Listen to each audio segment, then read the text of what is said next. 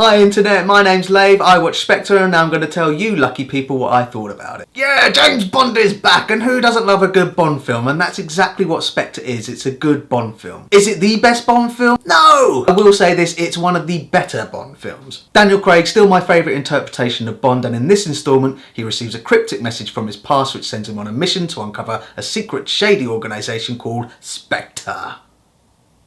Sam Mendes is back in the director's chair and what I feel he brings to the Bond franchise is a level of class. And that's demonstrated in the opening pre-title sequence. It starts in Mexico City at the Day of the Dead festival with imagery totally reminiscent of Live and Let Die. In what's made to look like an unedited shot, the camera sweeps down from the buildings to street level to find a masked Bond, follows him through the crowd into a building, up again to the rooftops on one of his missions. It's great to see that kind of shot in a Bond film. Paka! This leads on to the helicopter fight sequence you've seen in the trailer with the loop-the-loop stunt. Awesome. The only thing that lets this sequence down is a couple of dodgy green screen moments, and I thought I saw some head replacement on Bond when he's fighting on the outside of the helicopter at one point. What a shame. But all in all, a good start. And when it leads into the opening credits with Sam Smith's score, I felt myself sitting back thinking, I'm going to enjoy this. Yeah.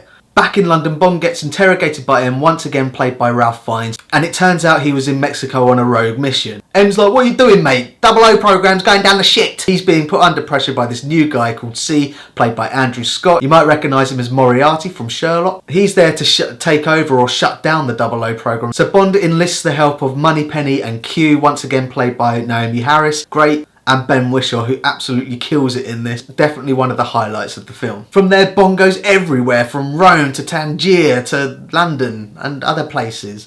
The snowy bit. And you can really see where the money went in this film. And there's a load of action set pieces in there and they're all executed really well. Technically, they're very good. Although tonally, the Jaguar Aston Martin chase I felt was a little bit off, which is such a shame because that scene follows an atmospheric, really intense scene when Bond infiltrates Spectre's meeting and you're introduced to Oberhauser, played by Christoph Waltz, and Batista's Hinks. Totally underused. Having said that, there is a really good torture scene and the final showdown between Bond and Hinks was awesome. The punches and headbutts, you could punch him.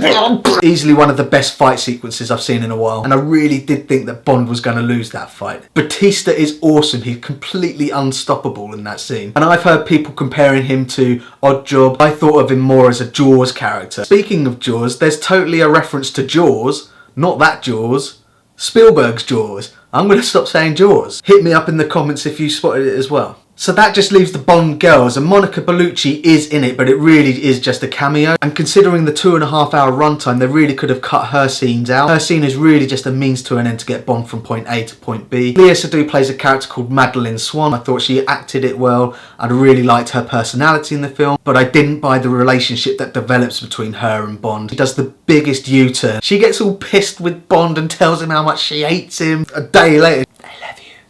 Nah, I didn't buy it, but I did like her character and I thought she played it really well. All in all, I really enjoyed Spectre, and pause the video now if you want to have a closer look at my enjoyment tracker. It had some really good gags in it. It was a lot funnier than I thought it was going to be, but it did have its dark moments. I enjoyed trying to pick all of the other references to the other Bond films. It's a nice addition to the Bond franchise. I'm glad I went to see it in the cinema. I didn't feel shortchanged. I'm going to buy it on Blu-ray. So that's my thoughts on Spectre. Tell me what you think in the comments. And I think it's traditional for YouTube reviewers to ask a question at the end of each video. Why didn't anyone notice the building fall down in the beginning sequence?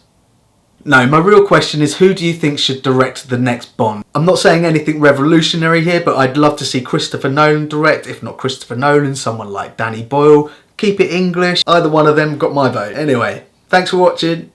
Comment.